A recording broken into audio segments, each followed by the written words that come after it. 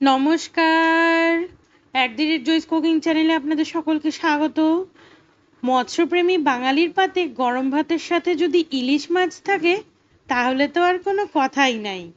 আজ বানালাম সর্ষে পোস্ত ইলিশ।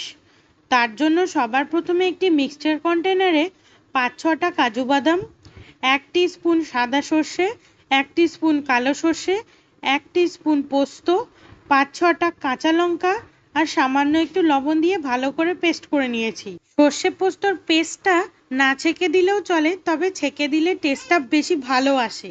তারপরে একটি মাটির কড়ায় সর্ষে পোস্তর পেস্ট দিয়ে সামান্য হলুদ আর সর্ষের তেল দিয়েছি।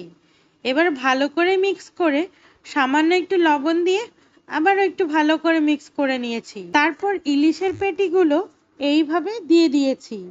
আমি মাছগুলো ধোয়ার সময় ডিমগুলো বার করে নিয়েছিলাম। ডিমের চারপাশটায় কালো একটি আস্তরণ থেকে যায়, তাই এবার ডিম সহ একটি করে কাঁচা লঙ্কা মাছের পেটির মধ্যে দিয়ে ঢেকে দিয়েছি। মাছটা বেশ বড়সড় হওয়ার দরুন ডিমও অনেকটা হয়েছিল, তাই বাকি ডিমগুলো আমি পাশে দিয়ে দিয়েছি। 3-4 মিনিট পর মাছগুলো উল্টে দিয়েছি। ইলিশ মাছ হতে খুব বেশি সময়ও লাগে না।